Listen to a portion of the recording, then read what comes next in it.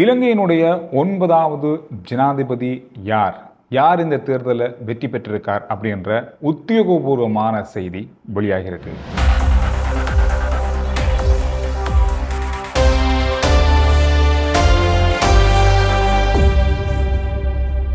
இன்று பிற்பகல் வேளை 2 மணி அளவிலேயே அத்தனை மாவட்டங்களுக்கான தேர்தல் முடிவுகளும் வெளியாகி இருந்தாலும் யாருமே 50% தாண்டவில்லை. அதாவது அன்ருகுமார திசாநாயக்க அவர்கள், அதோடு சஜித் பிரேமதாஸ் அவர்கள் 2 பேருமே அடுத்தடுத்த நிலையில் இருந்தாங்க. ஆனால் யாருமே 50% தாண்டலை. அதனால இலங்கையினுடைய தேர்தல் விதிகளுக்கு அமைய தேர்தல் திணைக்களம் அறிவித்திருந்தது விருப்பு வாக்கு எண்ணும் நடவடிக்கை ஆரம்பிக்கப்படுது. அதாவது முதல் 2ஆம் நிலையில் இருக்கிற அன்ருகுமார திசாநாயக்க மற்றும் சஜித் பிரேமதாசா அவர்களை தாண்டி, அவர்களை விட அடுத்தபடியாக இருக்கின்ற வேட்பாளர்களுடைய விருப்பு வாக்குகள் எண்ணப்படும். இந்த 2 பேருக்கும் எத்தனை விருப்பு வாக்கள் அவர்களிடமிருந்து கிடைக்கிறது அப்படின்றத உறுதி செய்வதற்காக அந்த விருப்பு வாக்கள் எண்ணும் நடவடிக்கைகள் கூட இப்பொழுது நிறைவுக்கு அத்தனை தேர்தல் முடிவுகளும் இப்பொழுது வெளியாகி கொண்டிருக்கிறது. கிட்டத்தட்ட 99% முடிவுகள் எல்லாமே வந்துள்ளது. இந்த அடிப்படையில் சஜித் பிரேமதாஸ் அவர்களுக்கு தான் அதிகப்படியான விருப்பு வாக்கள் கிடைக்கப்பட்டதாக அறிவிக்கப்பட்டிருந்தது. ஆனாலும் அவரால் அன்ருகுமார திசாநாயக்க அவர்களுடைய அந்த தொகையை நெருங்க முடியாத காரணத்தினால அதிகப்படியான வாக்குகளை பெற்ற அன்ருகுமார திசாநாயக்க அவர்கள் ஜனாதிபதியாக உத்தியோகபூர்வமாக அறிவிக்கப்பட்டிருக்கிறாரு. எனவே தேர்தல் திணைக்களத்தால் இந்த அறிவித்தல் விடுக்கப்பட்டிருக்கிறது. அவருடைய ட்விட்டர் தளத்தில் அவர் எல்லாத்துக்குமே நன்றி சொல்லி, அவர் மக்களுக்கும் நன்றி சொல்லி இந்த விஷயத்தை பகிர்ந்திருக்காரு. இந்த வெற்றியை அவர் பகிர்ந்திருக்கார் அவருடைய உத்தியோகபூர்வமான ட்விட்டர் தளத்தில். அதோடு மட்டும் இல்லாமல் செய்தித்தளங்களையும் இந்த செய்தி இப்பொழுது வந்திருக்கிறது, வெளியாகி இருக்கிறது. இலங்கையினுடைய 9வது ஜனாதிபதியாக ஒரு இடதுசாரி கட்சியினுடைய தலைவர் ஜனாதிபதி ஆறாவது வித்தியாசமான கொள்கைகளோடு வருகிற ஒரு கட்சியாக இலங்கையில் இந்த ஆட்சி இருக்க போகுது. அது மட்டும் ஒரு முக்கியமான விஷயமாக பார்க்கப்படுது. அப்போ எல்லாருமே யோசிப்பீங்க, 50% சொன்னீங்களே, இதில் இன்னும் 50% வரலையே அப்படின்னு சொல்லி எல்லாருமே கேட்குற ஒரு சந்தேகம் எல்லாருக்குமே இருக்கும். முதல் சுற்று தான் 50% வரணும். 2வது விருப்பு வாக்கு எண்ணப்படும் போது அந்த 50% பார்க்கப்படாது. அதாவது யாருக்கு அதிகப்படியான வாக்குகள் இருக்குது அப்படின்றது தான் இதில் பார்க்கப்படும். அந்த ஒரு விதிமுறைக்காகவே இந்த விருப்பு வாக்கு முறைமையை இலங்கை தேர்தல் சட்டத்தில் இது இருக்குது.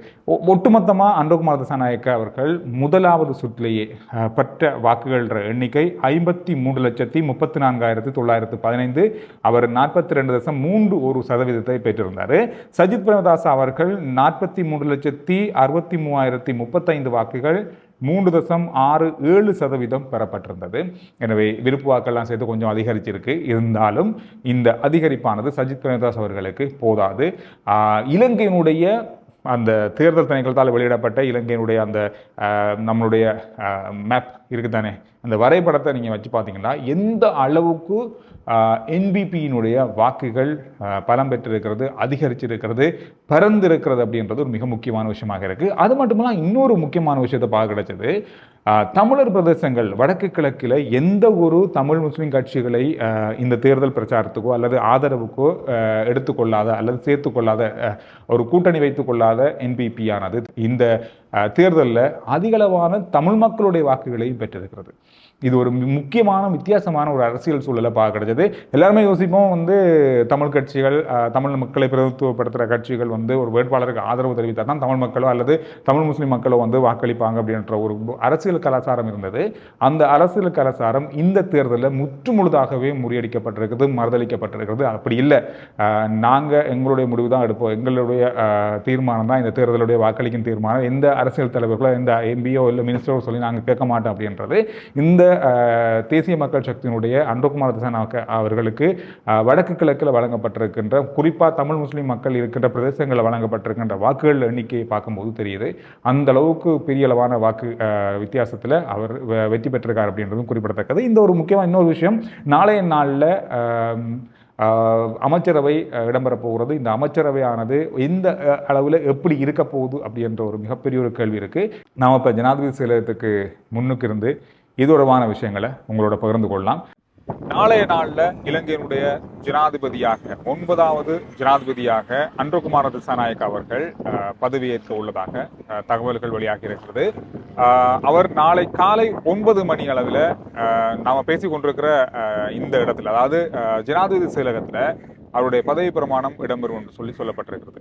அதாவது இலங்கையினுடைய ஒரு மிக முக்கியமான தேர்தலாக கருதப்பட்ட இந்த தேர்தலில் இடதுசாரி கட்சி, அதாவது கம்யூனிஸ்டிய கொள்கையுடைய ஒரு இடதுசாரி கட்சி இலங்கையினுடைய முதலாவது ஜனாதிபதியை பதவியேற்க வைக்கிறது.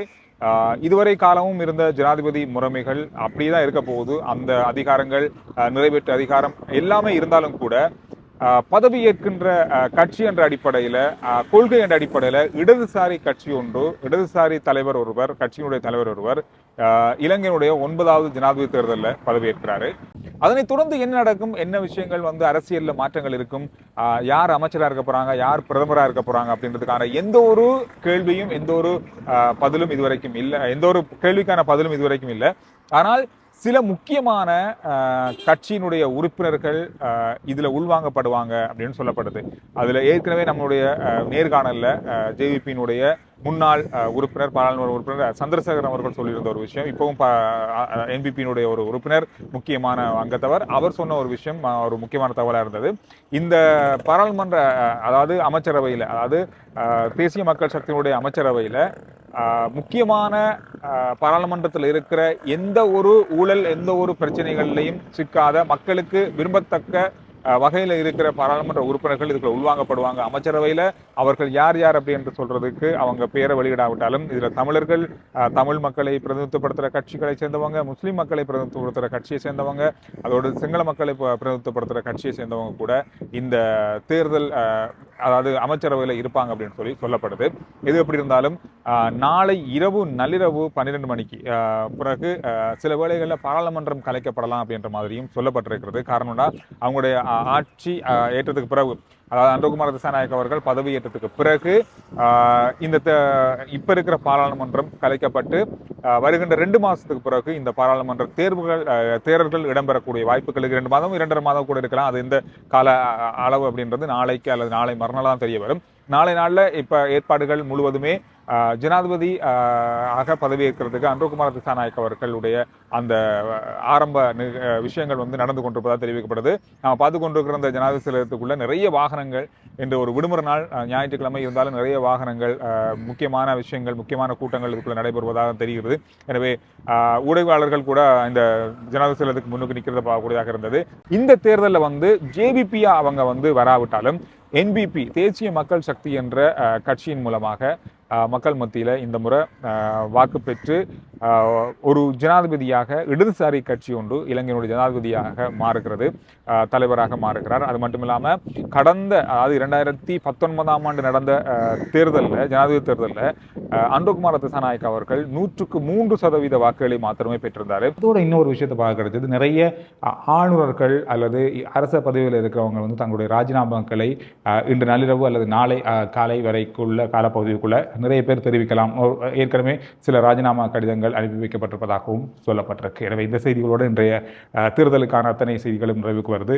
நாளை நாளில் மீண்டும் சந்திப்போம். RG Chandru report YouTube channel, Facebook page எத்தனையும் ஃபாலோ பண்ணுங்கள். அடுத்த வீடியோவில் நான் உங்களை சந்திக்கிறேன்.